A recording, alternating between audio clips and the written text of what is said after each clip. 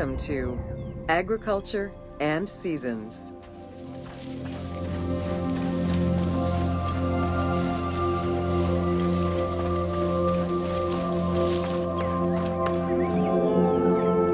While crops were cultivated in different oases around the desert, most of the arable lands were near the Nile.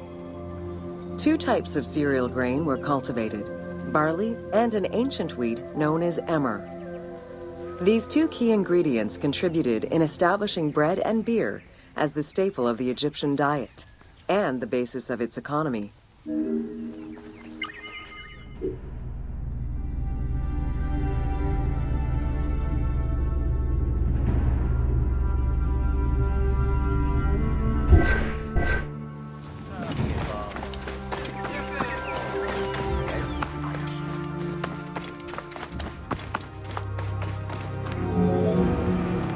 The Ptolemaic era created an agricultural revolution with the introduction of advanced agricultural techniques and new grain types such as rice, durum wheat, and pearl millet.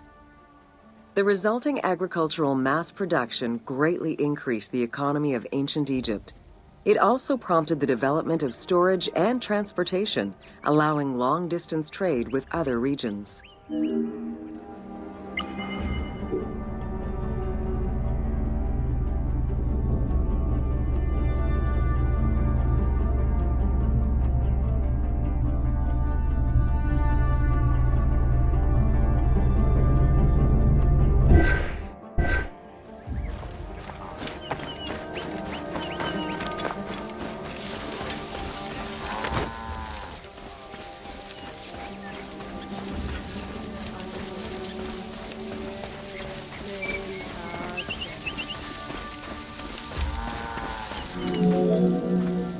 Both bread and beer rations were part of a system of barter payment. The state used those goods to pay wages for those who worked in the quarries and at the construction sites. Beer was so important to ancient Egyptians, they had a goddess of beer brewing, Tenenet. Tenenet is seen in many paintings and sculptures with beer, and women are depicted as the primary beer makers.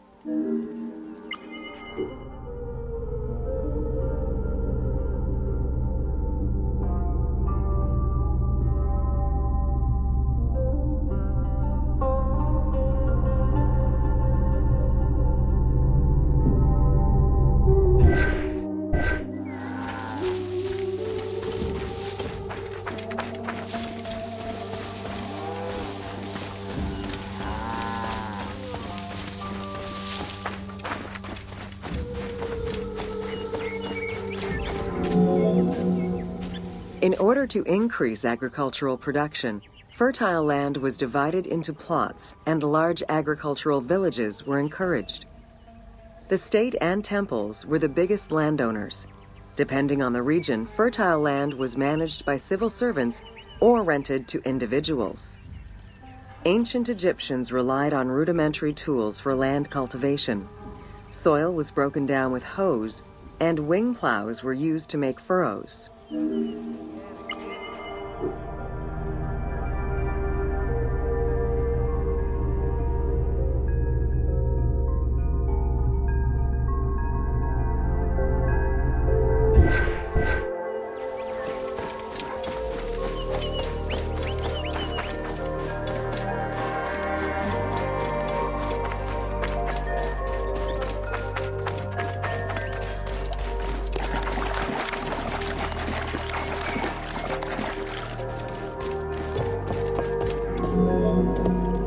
The three seasons known as Akhet, Peret, and Shemu corresponded to a specific phase of the agricultural process and the river's natural changes. Akhet was the time of the flood, beginning with the appearance of the star Sirius in July. Peret was the time when lands were cultivated, plowed, and sown. This fell between October and November. Shemu ran from May to September and was when harvesting and taxation began.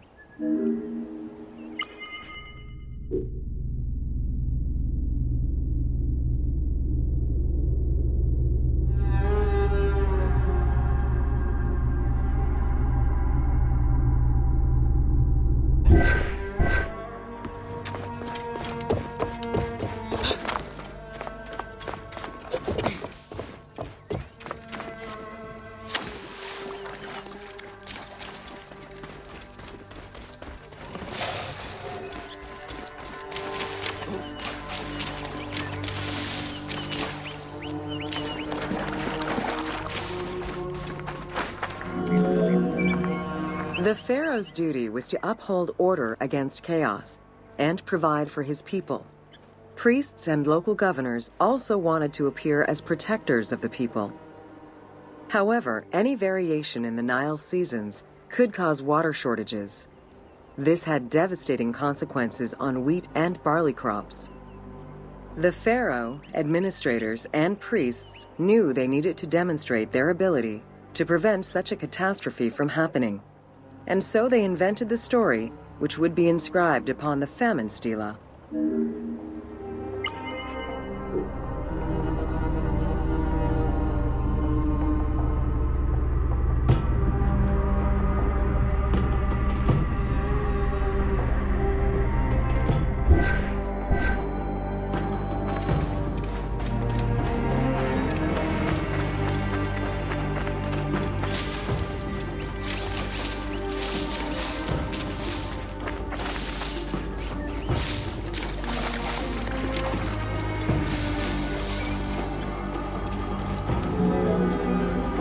The story begins with the pharaoh worried for his people.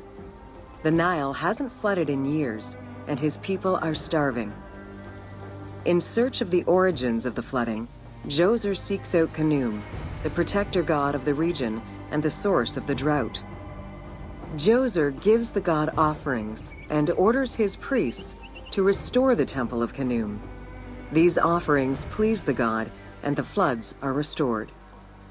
This story was intended to highlight the importance of the deity in everyone's daily lives, while also demonstrating the crucial role that the priests and the king played in feeding and protecting the people of Egypt.